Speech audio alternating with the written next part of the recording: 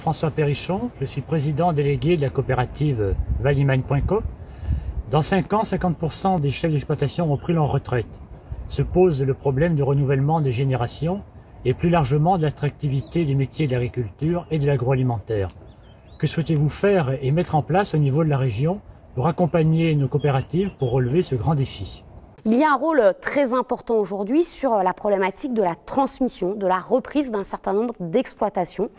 Nous avons tous un rôle à jouer, les coopératives, le conseil régional. Nous avons y compris un rôle à jouer pour accompagner des reprises en diversifiant parfois les exploitations qui peuvent être faites sur une exploitation agricole donnée, parce que l'on mesure bien, et je l'ai vu dans différents déplacements, que pour des jeunes agriculteurs, il est parfois plus difficile de reprendre une exploitation dans son intégralité, et donc certains veulent ainsi amener de la diversification, notamment de l'élevage, du maraîchage et d'autres productions.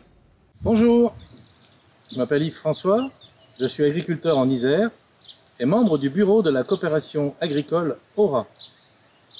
Dans notre structure, nous avons imaginé la création d'un fonds de transition agroécologique piloté à l'échelle régionale et qui aurait vocation à financer les investissements et toutes les solutions permettant d'accélérer les transitions de notre modèle agricole.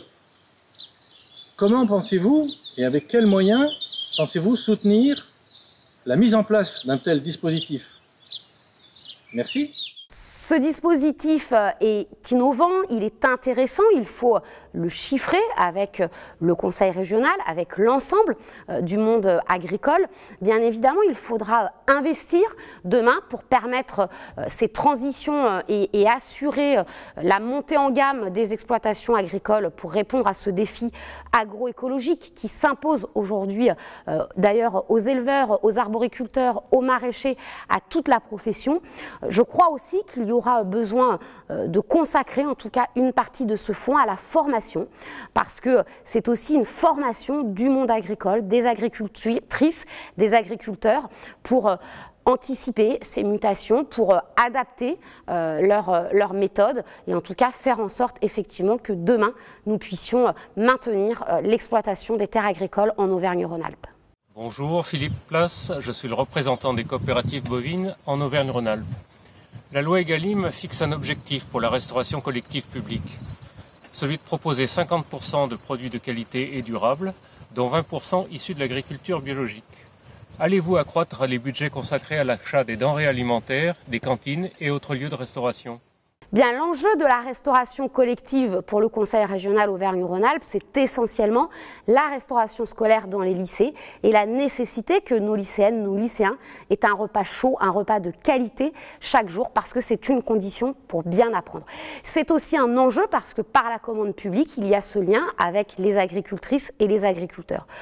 Peut-être faut-il augmenter le budget, notamment pour permettre l'entrée de plus de produits bio dans nos repas, mais également de travailler, je crois, avec l'ensemble du monde agricole pour permettre qu'il y ait plus d'exploitation en proximité notamment des grandes villes avec les ceintures maraîchères, un travail également pour faciliter par des centrales d'achat publiques et donc ainsi réduire les coûts, permettre effectivement aux lycéens de bien manger, permettre aussi aux agricultrices et aux agriculteurs de bien vivre en étant payés à une juste rémunération de leur travail.